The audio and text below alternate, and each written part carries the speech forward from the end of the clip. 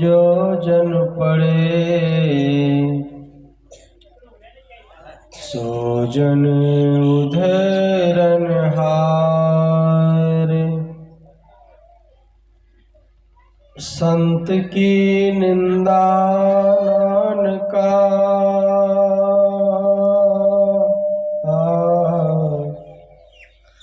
बहुरी बहुरी अवतार। सत्य पुरुष जिन जानिया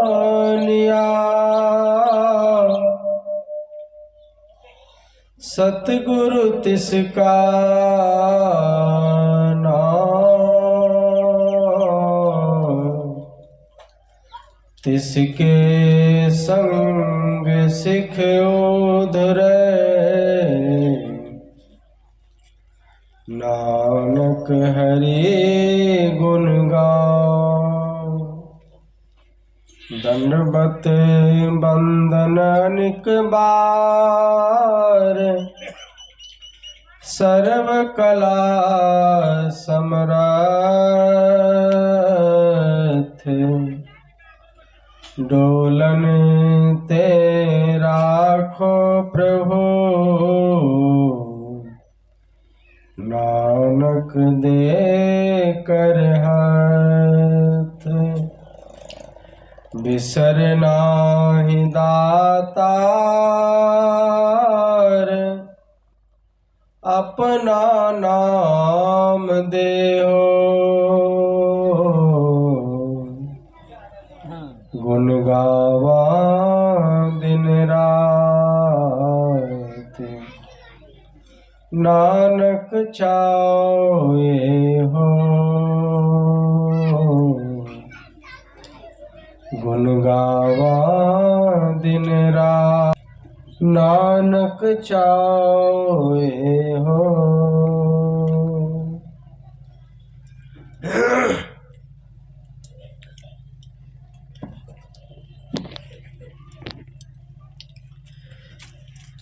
धर्म प्रेमी सज्जनों,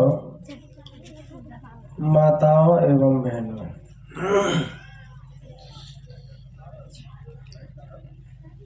एक बार स्वामी दयानंद सरस्वती जी महाराज किसी शहर में किसी श्रद्धालु के यहाँ ठहरे हुए थे। संजोग से वह जात का नाई था।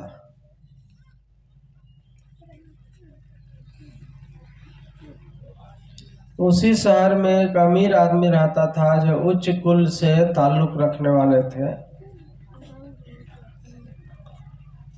तो उनको जब पता चला कि गुरु महाराज यहाँ आए हैं तो बुलाने के लिए गया। कहा कि गुरुदेव हमारे घर में चलिए।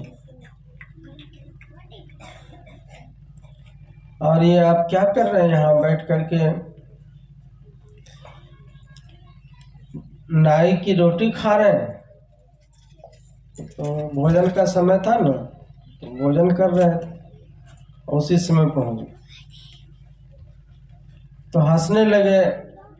स्वामी जी ने कहा कि भाई नाई की रोटी कहाँ खा रहा हूँ, मैं तो गेहूं की रोटी खा रहा हूँ। कहने का मतलब था कि उसके मन में उच्च कुल निम्न कुल इस सब का भेदभाव था मन में। लेकिन संत के मन में ऐसी कोई बात नहीं थी। जात पात पूछे नहीं कोई, हरि को भजे सो हरि का होई। लेकिन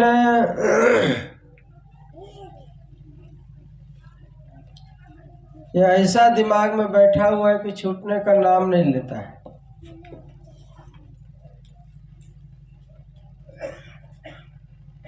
किताबों में पढ़ते हैं कि भगवान राम क्षत्रिय थे और सबरी माई भिलनी थी, गरीब निम्न वर्ग की थी। लेकिन उनके हाथ से न केवल मीठे बैर खाए थे बल्कि जूठे बैर खाए थे। मीठा बैर में और जूठा बैर में अंतर न है। कोई चीज धो करके कैसा भी देता है तो फर्क नहीं है, लेकिन उसको जूठा करके कोई दे। लेकिन भगवान ने खा लिया और बड़ी स्वाद का बखान करके खाया कि ऐसा स्वाद तो पूरे जंगल की अवधि में नहीं मिला। लगता है कि माता कौशल्या के हाथ का भोजन मैं कर रहा हूँ पहली बार। ऐसा उन्होंने तारीफ किया।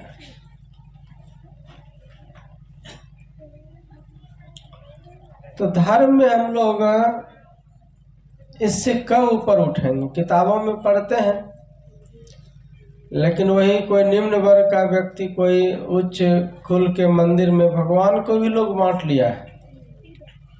ऊंचे कुल का मंदिर है या निम्न कुल का मंदिर है, वहाँ चला जाता है धोखे से, तो उसको धुलाई सफाई किया जाता है कि छूत गया। भगवान तो सबको पवित्र करता है, भगवान भला छुताने का चीज है।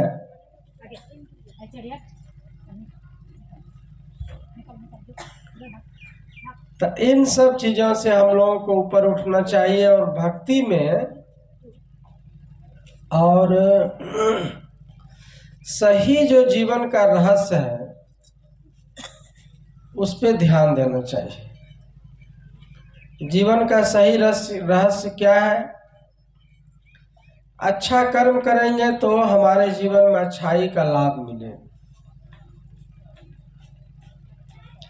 हम किसी भी कुल में जन्म लिए हैं, अच्छा करके महान बन सकते हैं, श्रेष्ठ बन सकते हैं। जिस नीच को कोई न जाने, नाम जपत और चौकुंठ माने। नामदेव जी महाराज एक संत हुए, उनके वचन में आया है कि जिसको कोई पूछने वाला नहीं है जगत में, अगर वो भक्ति करने लग जाए, गुरु से दीक्षा ले ले, तो चारों लोक में उनकी जय जयकार हो सकती है। जाके निकट न आवे कोई, वाके चरण सगल सृष्टि मिलित होई। के निकट में आने में लोग सक्षाता था, शर्माता था, भय खाता था, अछूत मानता था, क्या अछूत है, छूअछूत मानता था। उनके भी चरण धोने के लिए सारी सृष्टि ललायित रहती। भक्ति में इतनी बड़ी शक्ति होती है। इसीलिए मनुष्य को एक तो भगवान पर विश्वास रखना चाहिए कि जो वे कर रहे हैं वो हमारे बिल्कुल भलाई के लिए कर रहे हैं, क्योंकि उनसे बड़ा कोई ज्ञानी नहीं है। हम लोगों को सिर्फ अपने इसी जन्म के बारे में मालूम रहता है। अब भगवान को कई जन्मों के बारे में ज्ञान है, तो उसी के अनुसार वो हम लोगों को फल देते हैं। कई जन्मों का मिलान न है। हम लोग ऐसा थोड़े हैं कि इस जन्म में आए अब पुरुषार्थ करके बड़े हो गए। सबसे पहले माँ बाप मिला, गुरु मिला, समाज मिला। तो इसमें आपका क्या हक था? आप जानते थे आपका माँ बाप कौन होगा? जाति के बारे में आपका क्या सहयोग है? आपको मालूम था कि हम किस जाति में जन्म लेने वाले हैं? जिस जाति में जन्म हो गया वही अच्छा लगने लग गया। इसीलिए अच्छा लगने लगता है, वो बदलना चीज नहीं है। कैसे बदलिएगा? माँ बाप बदल लीजिएगा और दुनिया में सब कुछ बदल सकते हैं। जाति बदल सकते हैं।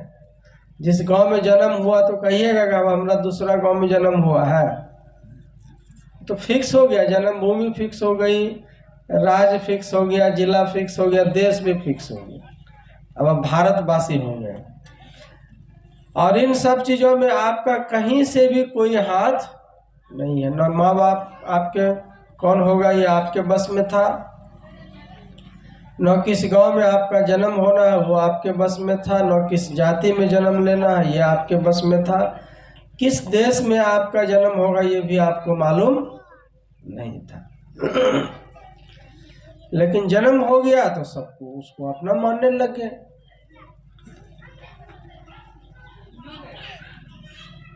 तो किसी भी घटना में एक से अधिक कई कारण हुआ करता है, यूं ही जन्म नहीं हो गया।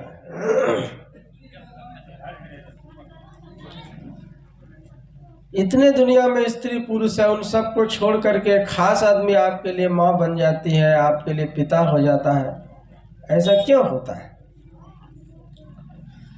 कई जन्मों के कर्मों और संस्कारों के कारण हम लोगों को वैसा संजोग बनता है, तब हम उस घर में हमारा जन्म होता है। कि जिस घर में जन्म हुआ तो उस वहाँ परिवार भी है और समाज भी है। तो समाज से जो आपको बुद्धि मिली उसी के अनुसार आप आगे बढ़े। आपका अकेला कुछ नहीं है। माँ बाप ने जैसा संस्कार दिया, जैसा समाज ने संस्कार दिया, विद्या बुद्धि बढ़ते गई, पुरुषार्थ का मौका मिल गया। जैसे देखिए बगल में शुगर मिल है, तो यहाँ शुगर मिल नहीं रहता कारखाना, तो उस चीज से वंचित रह जाता है आदमी। तो समाज ने संस्कार दिया, व्यवस्था दी, उसी अनुसार आप बढ़ते चले गए।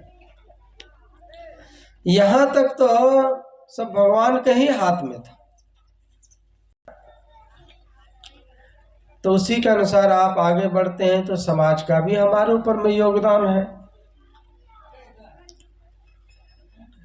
तो इन सब परिस्थितियों को झेलते हुए मनुष्य को पुरुषार्थी होना चाहिए और उसका उपकार मानना चाहिए। जिस घर में जन्म हुआ, जिस समाज में, तो उसमें पूर्व के प्रारब्ध कर्म को स्वीकार करना चाहिए और उसको स्वीकारते हुए हमेशा नए कामों में, श्रेष्ठ कामों में मनुष्य को ध्यान देना चाहिए।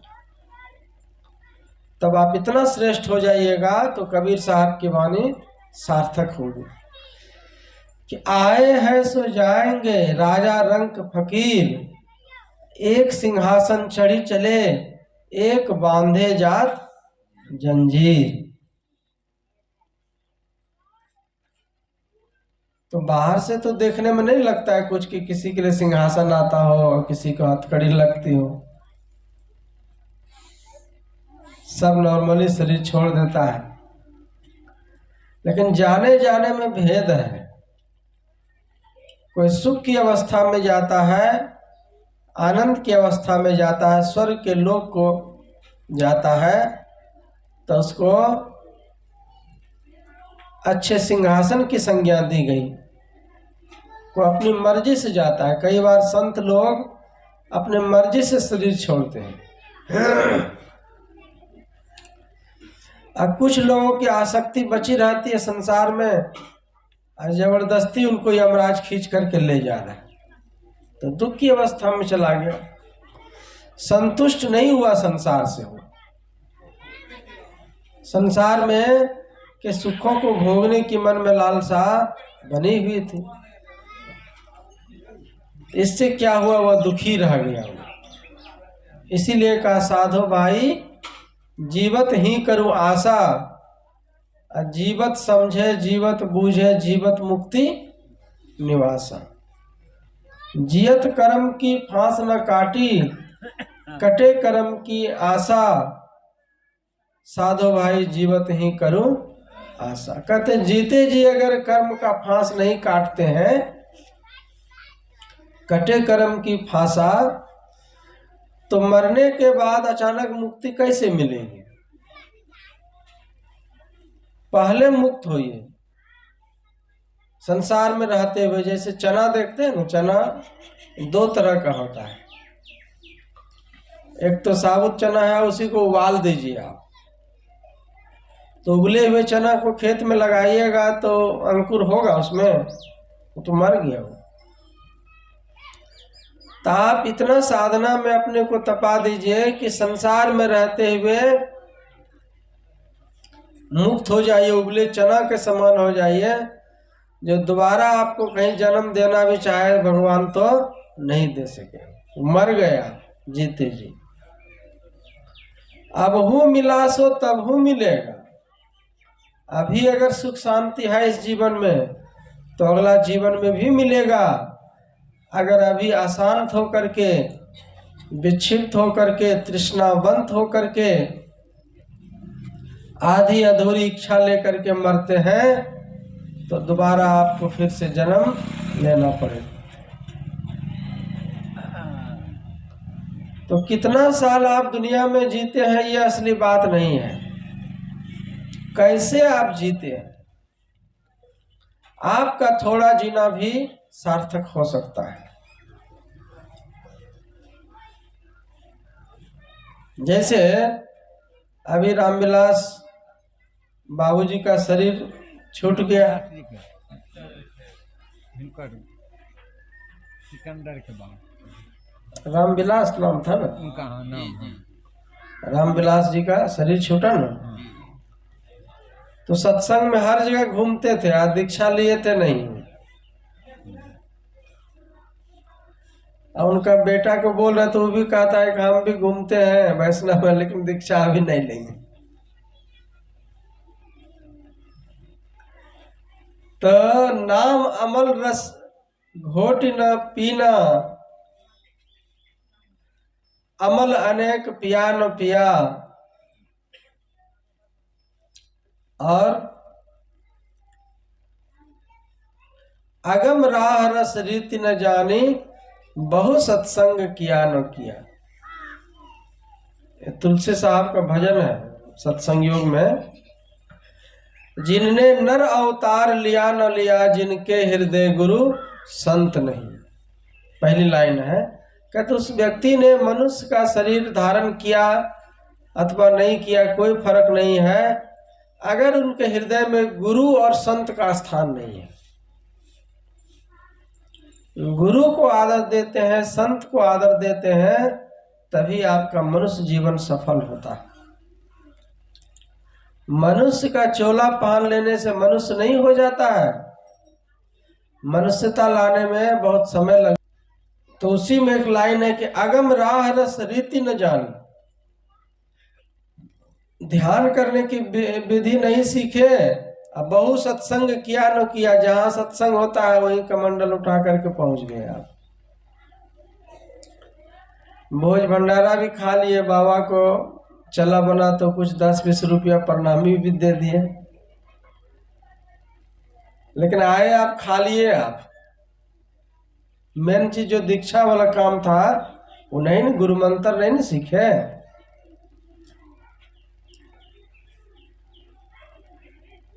कि स्वयं जुड़िए और बाल बच्चों को भी जोड़िए, वरना मन पछताई है अवसर बीते। जब समय हाथ से निकल जाएगा तो पछताने के अलावा कुछ भी हाथ नहीं लगेगा।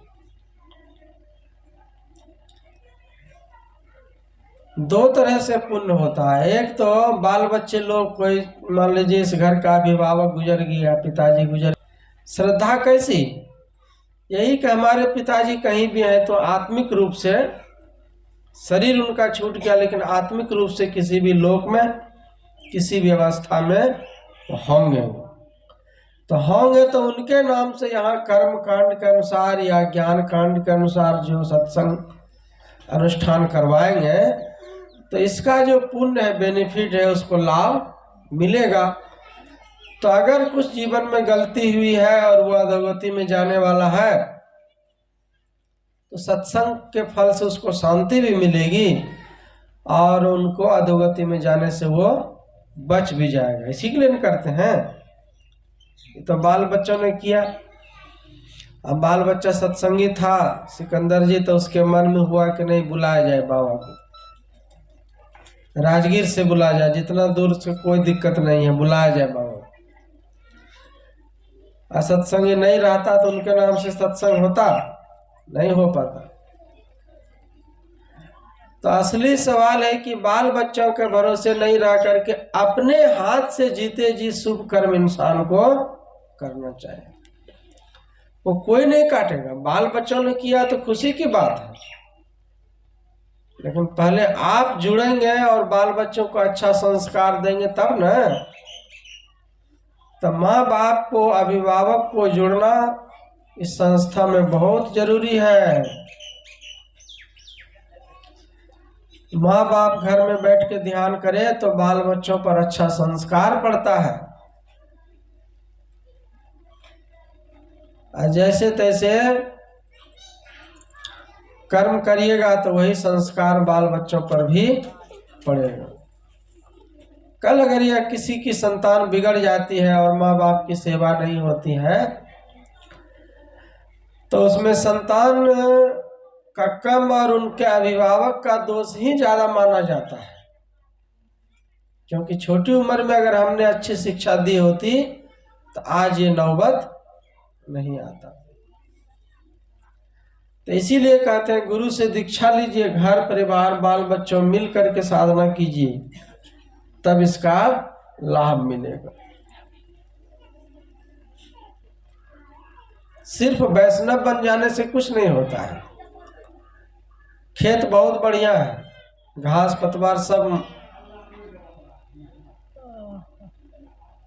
साफ है एकदम, मिट्टी बहुत अच्छी है, लेकिन उसमें बीज दीजिएगा तब न कुछ उपजेगा। खाली खेते सफाई करते रहिएगा तो फसल काट लीजिएगा, उसमें बीज भी दिया जाएगा। तो वैष्णव बनना, मांस मछली छोड़ना, अंडा शराब, ये सब नशा पत्ती का त्याग, ये सब तो खेत को उर्वरा बनाना है, सफाई करना है, अतिरिक्त चीजों को हटा दिया। भक्ति का नहीं बीज बोया तो वह भक्ति का बीज बोइएगा तो भक्ति का फसल काटिएगा। इसीलिए दीक्षा लेना जरूरी है। दीक्षा ले करके आप थोड़ा समय भी जीते हैं, इससे कोई फर्क नहीं है। 10 साल आप जीते हैं, 20 साल जीते, तो कुछ आदमी गुजर भी गए 16 साल, और कुछ आदमी जीवित भी है। जैसे 16 बरस पहले देखे राम प्रकाश जी को, तभी सत्संग में सुन रहे हैं, समझ रहे हैं। तो कहने का मतलब क्या है, कब किनके साथ घटना। एक बच्ची आई मॉर्निंग में मिलने, तो मैंने कहा दीक्षा लिए हो? कहा कि अभी 2-3 साल बाद लेंगे, अभी मैट्रिक पास हो जाएंगे तब लेंगे। उसके दिमाग में आया कि मैट्रिक पास लेकर के करके, तुमके 3 साल में क्या होगा घटना, कौन मरेगा कौन बचेगा, कितना नया पुत्र जन्म ले लेगा 3 साल में, कितना पुराने आदमी 3 साल में गुजर भी जाएंगे। 3 साल तो बहुत होता है। कोरोना आएगा कि भूकंप आएगा, क्या घटना घट जाएगी कौन जानता है। भक्ति के काम में कभी भी विलंब नहीं करना चाहिए। अगर आपका खेत तैयार है, वैष्णव बने हुए हैं, तो बीज उसमें जरूर डालिए, उसमें अर्थात दीक्षा लीजिए। उसके बाद आप कर्म के अनुसार अगर थोड़ा भी जीते हैं, ध्यान भजन करते हुए जीते हैं, तो उतना साल जीना आपका सार्थक हो जाएगा। भगवान बुद्ध ने कहा कि कोई साकट बन करके 100 बरस जीता है, मीट मछली अंडा शराब खाते पीते मस्ती में अनाप शनाप काम करते हुए 100 बरस जिया। और कोई गुरु से दीक्षा लेकर के संयम से रह करके सदाचार का पालन करते हुए 1 दिन जीता है। 1 दिन मतलब बुझे कि आज दीक्षा लिया, बदकिस्मत के साथ कल ले कोई घटना में उनकी मृत्यु हो गई।